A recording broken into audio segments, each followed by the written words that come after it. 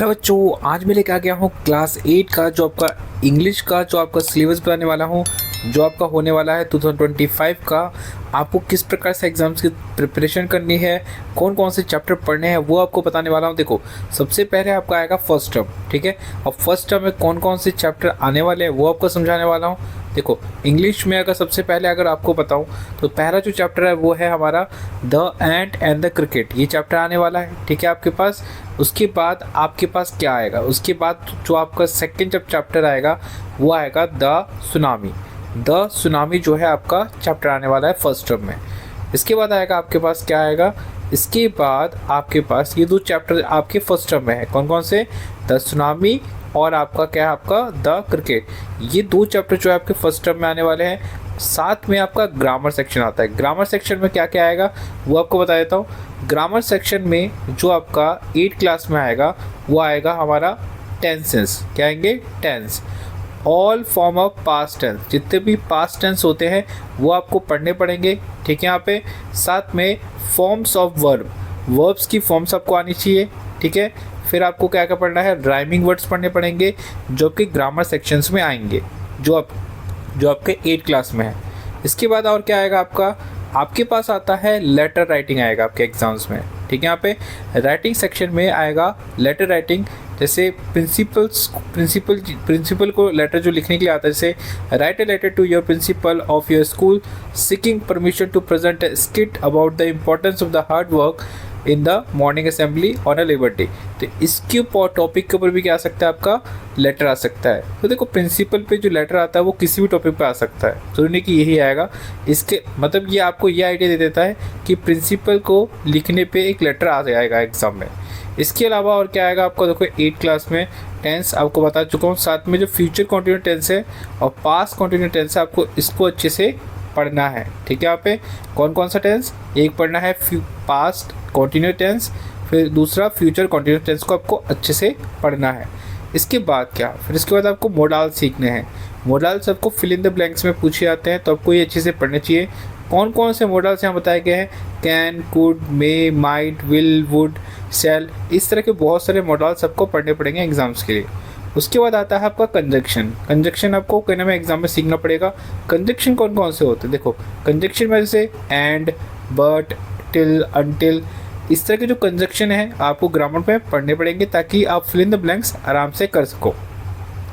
उसके बाद और आता हूँ, देखो यहाँ पे उसके बाद पैराग्राफ राइटिंग आता है। पैराग्राफ राइटिंग में आपको लिखना होता है 100 से 100 वर्ड में लिखना होता है पैराग्राफ राइटिंग, ठीक है। वो किसी भी टॉपिक पे, जैसे डिज़ास्टर मैनेजमेंट के ऊपर कोई टॉपिक पे आपको पैराग्राफ लिखना होता है, ठीक है। तो ये आता है आपके एग्ज़ाम में। उसके बाद आ सकता है नोटिस राइटिंग। ये कभी कभार आता भी है और कभी कभार नहीं आता है, ठीक है। ये डिपेंड करता है, कभी कभार एग्जाम्स में देते हैं और कभी कभार नहीं देते हैं, लेकिन जो पैराग्राफ राइटिंग है और लेटर है ये कन्फर्म आना ही आना होता है। इसके बाद आपको मैंने फर्स्ट टर्म का एग्ज़ाम बता दिया, ये मिड पूरा एग्ज़ाम था। अब उसके बाद आपका जो मिड टर्म का होगा, ठीक है, यहाँ पे उसका मैं आपको बता देता हूँ। जो फाइनल एग्ज़ाम्स होता है, जब आपका फाइनल एग्ज़ाम होता है उसमें आपका जो पूरी फर्स्ट टर्म का और सेकंड टर्म दोनों को मिक्स करके दिया जाता है, ठीक है। तो फर्स्ट टर्म में जो आया था उसमें से थोड़ा बहुत देंगे, और जो फाइनल टर्म में क्या होगा आपको, फाइनल टर्म में देखो फर्स्ट टर्म में तो पूरा का पूरा आएगा, ठीक है। यहाँ पे फाइनल टर्म में क्या होगा, फर्स्ट टर्म और ये सेकंड टर्म इन दोनों को मिक्स करके दे देंगे, ठीक है। यहाँ पे तो कौन कौन से लेसन है जो फाइनल टर्म के लिए है, जैसे ज्योग्राफी लेसन आ गया आपका, ठीक है यहाँ पे। उसके बाद आपका आता है द लास्ट बार्गिन आ गया, ठीक है यहाँ पे। उसके अलावा कौन सा आएगा, दिस इज़ जॉर्डिस फॉन, ये चैप्टर आपका, ठीक है यहाँ पे। और इसके बाद आपका ये जो 3 चैप्टर है आपके, ये फाइनल टर्म के लिए, ठीक है यहाँ पे। हो सकता है कि एक क्वेश्चन फर्स्ट टर्म का भी दे दे जो चैप्टर आए थे, ठीक है यहाँ पे, कुछ कंफर्म नहीं होता है। इसके बाद देखो यहाँ पे आपको ग्रामर सेक्शन में क्या पढ़ना है फाइनल एग्जाम्स के लिए। तो फाइनल एग्जाम के लिए आपको 8 क्लास के लिए पढ़ना है ऑक्सिलरी वर्ब पढ़ना है आपको। ऑक्सिलरी वर्ब्स क्या होते हैं, इज़, एम, आर, वॉज, वर, ये आपको सीखने पड़ेंगे ग्रामर के लिए, ठीक है यहाँ पे। साथ में आपको बताया था लेटर राइटिंग, मैंने आपको बता चुका हूँ। तो लेटर राइटिंग आपको बता दिया है फॉर्मल वाला, फॉर्मल जिसमें आप प्रिंसिपल को लिखते हैं। आपके पास लेटर राइटिंग आता है इनफॉर्मल वाला भी आएगा, जिसमें आपको अपने फ्रेंड को लिखना पड़ेगा, ठीक है यहाँ पे, इसे कहते हैं इनफॉर्मल लेटर। इसके बाद आता है आपके पास, आपको सीखने होंगे, क्या सीखना होगा आपको, आर्टिकल सीखना पड़ेगा, आर्टिकल्स और डिटर्मिनर सीखना पड़ेगा। जो आपके ग्रामर सेक्शन में आएंगे।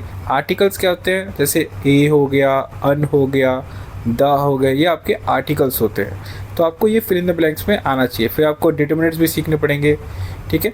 उसके बाद आपको सीखना पड़ेगा डायरी एंट्री।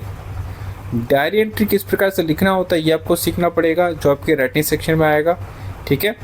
तो आपके पास और क्या आ सकता है, पैराग्राफ आपको बता ही चुका हूँ। इसके अलावा आपको ना प्रीपोजिशन सीखना पड़ेगा। प्रीपोजिशन से इन हो गया, ऑन हो गया, इस तरह के जो प्रीपोजिशन है वो आपको फिल इन द ब्लैंक्स में भरना आना चाहिए, ठीक है। इसके पैराग्राफ राइटिंग बोल चुका हूँ। दोस्तों मैंने आपको क्या बता दिया है, जो पूरा सिलेबस है क्लास 8 का, फर्स्ट टर्म का हो या फाइनल टर्म का, वो पूरा बता दिया। कौन से सेशन का है, यह है 2025-2026 का है, जिसमें आपको प्रिपरेशन करनी है। अब मैंने आपको पूरा सिलेबस तो बता दिया, लेकिन प्रिपरेशन कहाँ से करनी है इंग्लिश की, वो आप कर सकते हो मेरी चैनल से, जहाँ पे मैं आपको प्रोवाइड कराऊंगा हर एक चैप्टर्स के नोट्स, जहाँ पे सारे चैप्टर को समझाऊंगा। साथ में मैं आपको समझाऊंगा पूरे ग्रामर, और ग्रामर की कराऊंगा पूरी प्रैक्टिस, ठीक है। और प्रैक्टिस के साथ आपको प्रोवाइड कराऊंगा पूरे नोट्स, जो एग्ज़ाम्स के लिए बहुत इंपॉर्टेंट होंगे। तो आप हमारे चैनल को सब्सक्राइब कर सकते हैं। और अभी के लिए थैंक्स फॉर वॉचिंग।